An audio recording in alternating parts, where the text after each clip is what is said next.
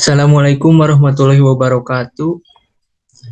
Hmm, di sini saya akan menjelaskan mengenai rancangan proyek membangun perpustakaan nasional untuk perguruan tinggi di Indonesia menggunakan Trello. Di sini saya merancang rekayasa proyek ini bersama teman saya yang satu kelompok yang bernama Anhar Abdul Ghani, Rosa Saipul Nugraha, dan saya sendiri Fajar Agim Sumarna.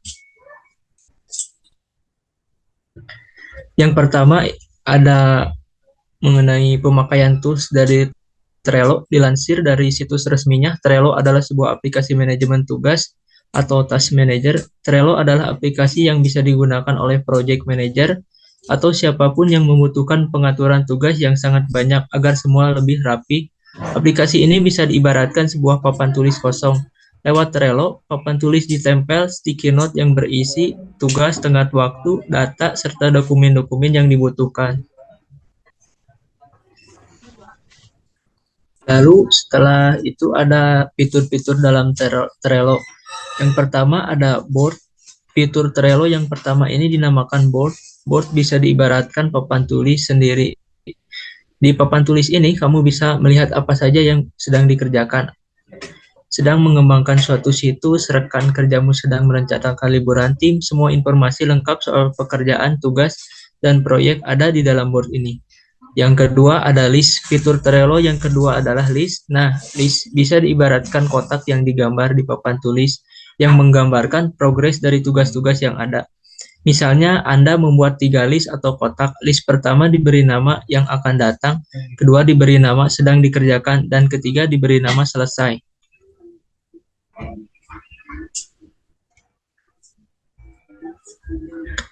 Selanjutnya ada card. Di fitur ini bisa diibaratkan sticky note di papan tulis. Sticky note ini bisa diisi dengan tugas, orang yang bertanggung jawab atas tugas tersebut, hingga dokumen data yang dibutuhkan untuk menyelesaikannya.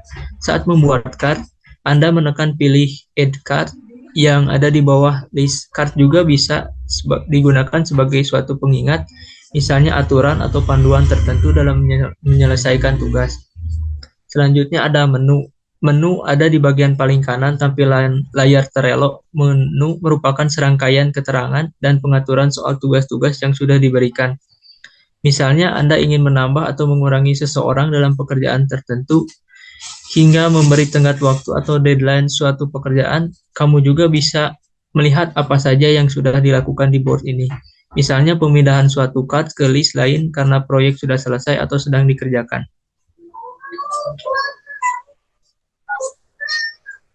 Untuk selanjutnya akan dijelaskan oleh saudara Anhar. Selanjutnya, kelebihan dan kekurangan Trello. Pertama, kelebihan. Satu, apabila seorang mengubah sesuatu, perubahan itu juga akan dilihat oleh siapapun tanpa perlu menunggu. Kedua, mudah dalam menambahkan atau mengurangi orang dalam suatu proyek. Ketiga, desain yang responsif dan mudah digunakan. Empat, sistem notifikasi yang baik. Lima, tidak perlu aplikasi atau tambahan untuk mengirim dokumen atau menulis keterangan mengenai suatu proyek.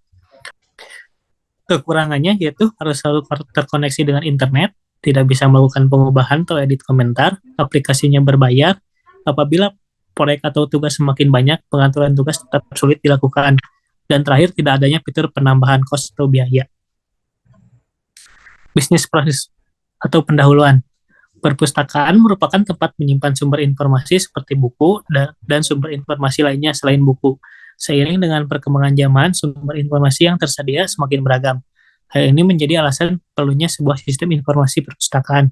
Sistem informasi perpustakaan ini juga disebut dengan sistem informasi perpustakaan digital atau library digital.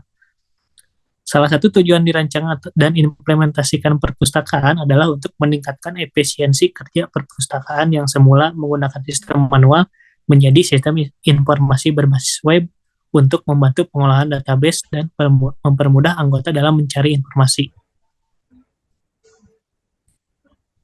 Untuk selanjutnya, mungkin akan Baik, saya akan melanjutkan dari bisnis proses perencanaan dan strategi. Pertama adalah WBS atau Work Bundle Structure diartikan sebagai daftar kegiatan atau target dari ruang lingkup suatu proyek yang secara terorganisasi dibuat dengan Project Management Tools. PBS dapat dibuat dengan dua pendekatan, yaitu berdasarkan tujuan dan masa pengerjaan proyek. Ini adalah proses sistem yang kami buat ya. Yang pertama adalah yang saya jelaskan. Di sini ada siswa, kemudian ada staf perpustakaan, kemudian ada self check, kemudian ada RFID gate dan komputer. Jadi siswa di sini dapat meminjam buku, memperpanjang buku, dan melakukan pengembalian buku secara mandiri melalui self check. Self check ini berada di dalam perpustakaan. Kemudian buku itu terdapat RFID tag. Kemudian jika siswa ingin meminjam buku melalui staf, siswa dapat masuk, kemudian datang ke staf, kemudian dapat melakukan peminjaman buku, pendaftaran anggota, perpanjangan buku, dan pengembalian buku secara manual. Dan kemudian jika siswa membawa buku keluar tanpa meminjam terlebih dahulu, walaupun itu disimpan di dalam tas ataupun yang lainnya, RFID gate ini akan berbunyi karena RFID gate ini akan membaca sinyal dari RFID tag yang dipasang pada buku. Baik, kemudian ini adalah 3 kendala retrieval constraint. 3 kendala proyek membangun perpustakaan nasional untuk perguruan tinggi di Indonesia. Yang pertama adalah cakupan atau scope. Cakupan dalam proyek atau scope statement adalah proses mendefinisikan pekerjaan dalam proyek dan merincinya untuk dijadikan dasar keputusan soal proyek selanjutnya. Kemudian, dalam proyek yang kami buat ini, kami memetakan beberapa skop pekerjaan yang nantinya akan ditindaklanjuti dalam tahap timeline dan akan menentukan biaya proyek dari mulai perencanaan, pekerjaan, dan penyelesaian. Dalam sistem manajemen perusahaan ini ada 8 tahapan utama, seperti yang pertama, analisa dan desain sistem, yang kedua adalah desain aplikasi, ketiga programming web, kemudian programming mobile apps, Kioska self check in out, kemudian biblioteka RFID gate, kemudian testing program dan instalasi sistem. Berikutnya adalah mind mapping. Sebenarnya ini mind mapping sangat besar, kemudian saya cicah menjadi beberapa bagian karena kurang jelas jika saya tampilkan dalam satu halaman. Di sini pada tahap programming mobile apps, di sini ada beberapa menu. Yang pertama adalah login, kemudian daftar, kemudian home. Home ini memiliki beberapa submenu. Yang pertama adalah usulan buku, band informasi, list buku terbaru, list buku terpopuler, pencarian buku. Kemudian ada booking buku. Jadi nanti siswa itu dapat membooking sebelum membaca. Jika nanti siswa itu ingin meminjam buku, jadi dapat di booking terlebih dahulu. Misalkan di rumah sudah membooking, nanti datang untuk mengambil buku. Setelah itu ada perpanjangan buku juga lewat handphone. Jadi nanti dapat diperpanjang lewat handphone juga. Kemudian ada saran dan profile tentunya. Setelah itu ada desain aplikasi. Di sini tahapan ini membuat desain web, membuat desain mobile apps, kemudian dokumentasi desain web dan mobile apps. Setelah itu ada analisa dan desain sistem. Wawancara pengguna, membuat diagram konteks, membuat DFD, membuat ERD, dan dokumentasi analisa dan desain sistem. Sebenarnya tahapan ini yang pertama adalah analisa desain, kemudian desain, dan kemudian lalu masuk ke tahap programming. Setelah itu ini adalah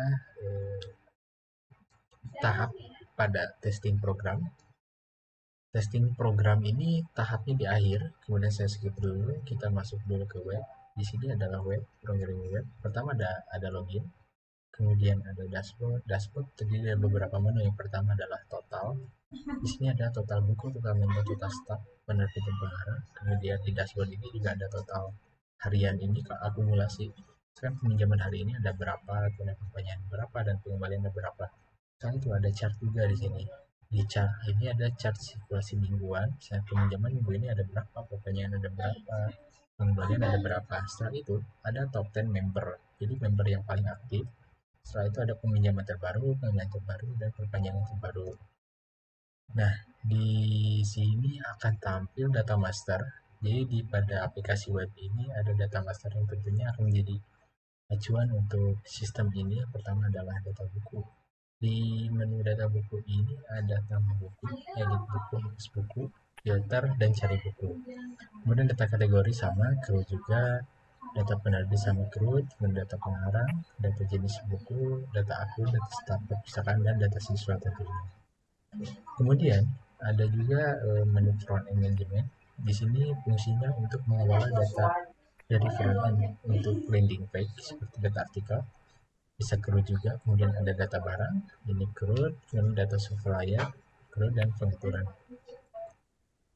Nah, kemudian setelah programming web selesai, maka di sini akan ada testing program. Testing program ini dilakukan tes terhadap program, memberikan catatan jika ada bug.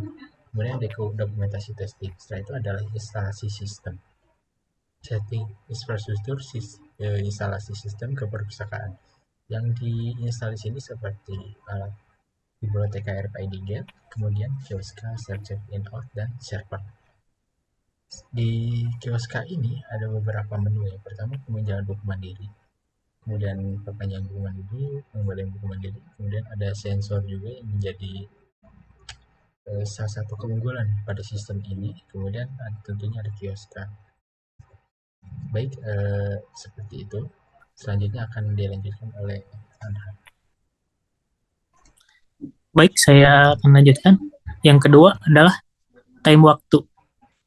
Timeline project adalah suatu susunan kegiatan yang mencakup semua proses dan prosedur yang diperlukan oleh perusahaan agar proyek yang sedang dilakukan dapat berjalan dengan tepat waktu. Waktu menjadi bagian dari salah satu sumber daya untuk kerja dalam suatu perusahaan. Next.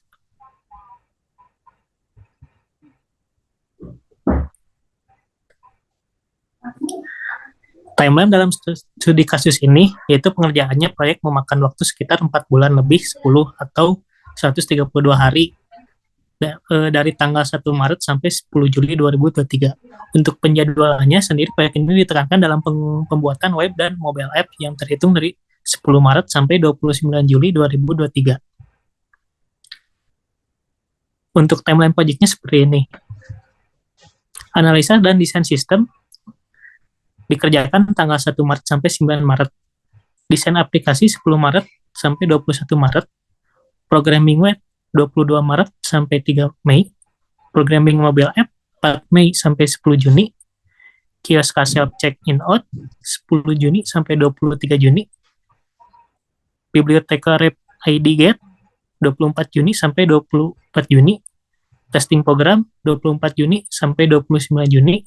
Instalasi sistem 1 Juli sampai 10 Juli. Untuk aplikasi Trello-nya yaitu ketika timeline yang sudah dikerjakan akan muncul tampilan warna hijau di jam dan tanggal yang sudah ada. Next. Nah, yang belum dikerjakan tampilannya akan seperti di bawah ini. Tidak ada tanda hijau atau jamnya. Untuk selanjutnya mungkin akan dibacakan oleh saudara Pajia. Baik, selanjutnya di sini ada cost management. Manajemen biaya adalah sebuah metode yang menggunakan teknologi untuk mengukur biaya dan produktivitas melalui siklus hidup penuh proyek tingkat perusahaan. Manajemen biaya proyek mencakup proses-proses yang dibutuhkan untuk menjamin proyek bisa diselesaikan sesuai budget yang disetujui. Next.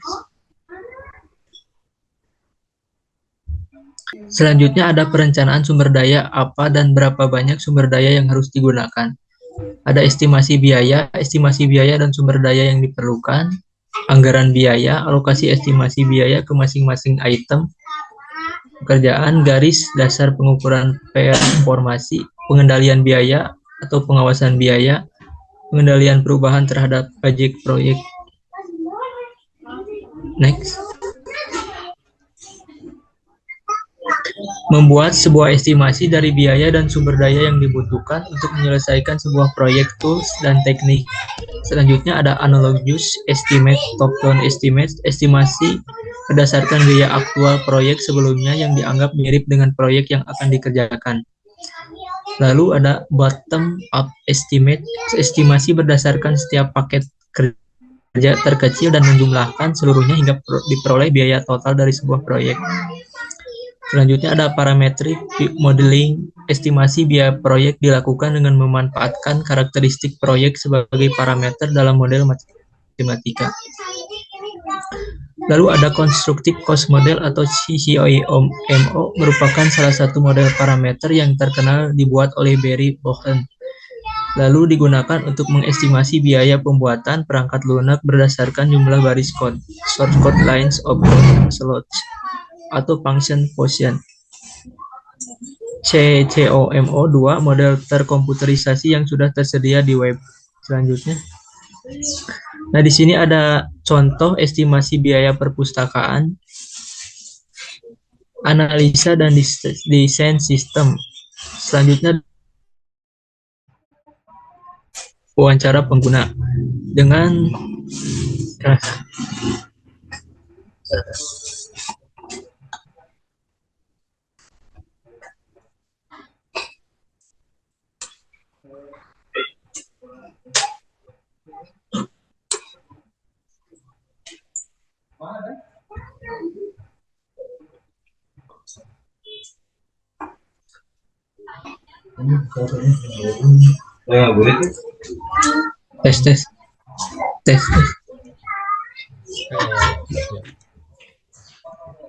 Selanjutnya, di sini ada contoh estimasi biaya perpustakaan. Aplikasi manajemen sistem perpustakaan yang pertama itu ada analisa desain sistem, wawancara pengguna dengan jumlah biaya 500.000, membuat diagram konteks 1.200.000, membuat DFD 1.200.000, membuat IRD 1.200.000. Lalu yang terakhir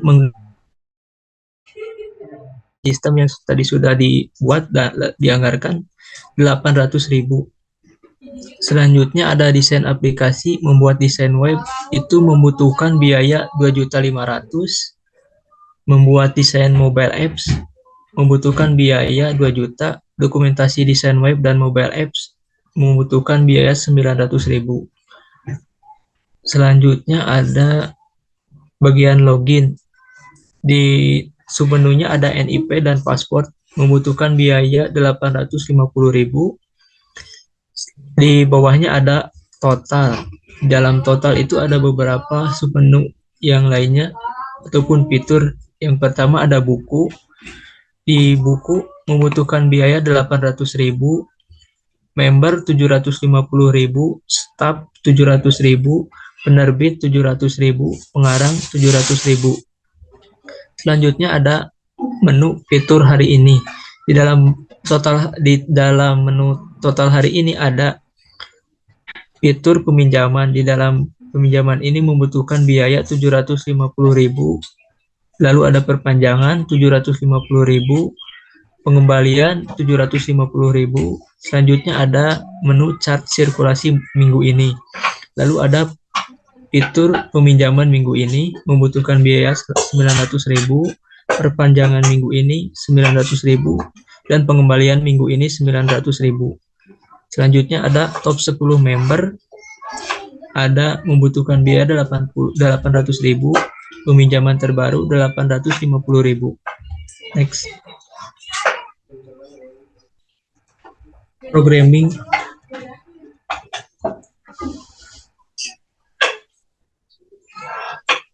Guys, itu. Selanjutnya ada programming mobile apps. Ada menu login. Di dalam menu login ada fitur